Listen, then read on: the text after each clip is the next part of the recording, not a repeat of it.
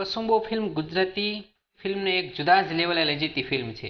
આદિપુરુષ અને પૃથ્વીરાજ ચૌહાણ જેવી ઐતિહાસિક ફિલ્મોને હિન્દી નિર્માતાઓ ન્યાય ન આપી શક્યા, પરંતુ એક ગુજરાતી નિર્માતાએ ગુજરાતની અને ખાસ કરીને ગોહિલવાડની શૌર્યગાથા બખૂબી વર્ણવી છે.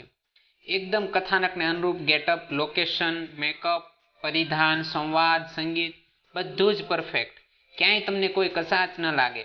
એકદમ પરફેક્ટ. બાહુબલી અને સાઉથની ફિલ્મો વીએફએક્સ અને ખોટા એક્શન દ્રશ્યોથી ભરપૂર હોય છે, જ્યારે આપણી આ ગુજરાતી ફિલ્મ તમને એવા ખોટા એક્શન દ્રશ્યો નહીં પણ આપણો અમર ઇતિહાસ બતાવે છે, વીરોના બલિદાનની યાદ અપાવે છે, આપણી સંસ્કૃતિ, રીત રિવાજ, ખુમારીની યાદ અપાવે છે.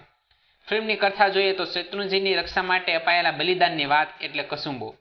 ફિલ્મ સર્જક વિજયગીરી બાવાએ શેત્રુંજીની રક્ષા કાજે બારોટ સમાજે આપેલા બલિદાનની કથા ફિલ્મમાં દર્શાવી છે. ઈસવીસન 13મી સદીમાં એક વિધર્મી બાદશાહ અલાઉદ્દીન ખિલજીએ શેત્રુંજય પર આક્રમણ કર્યું હતું. ત્યારે તેની રક્ષા કરવા માટે દાદુ બારોટ નામના યુવક સહિત અન્ય લોકો બાદશાહ વિરુદ્ધ જંગે ચડ્યા હતા. પોતાના પ્રાણની આહુતિ આપીને પણ જીનાલયોની કાંગરી પણ ખરવા દીધી નહીં. આ જ કથા પર કસુંબો ફિલ્મ બની છે. લાખોના ખર્ચે બનેલી આ ફિલ્મમાં સૌથી વધુ કલાકારોએ કામ કર્યું છે. અમદાવાદ પાસે 16 વીઘા જમીન પર મુંબઈના 400થી વધુ કારીગરોએ મહિનાઓ સુધી મહેનત કરી આ સેટ બનાવ્યો છે. ફિલ્મની સ્ક્રિપ્ટ રામ મોરી અને વિજયગીરી બાવાએ લખી છે. ફિલ્મના દરેક કલાકારોએ પોતાના પાત્રમાં જીવ રેડી દીધો છે.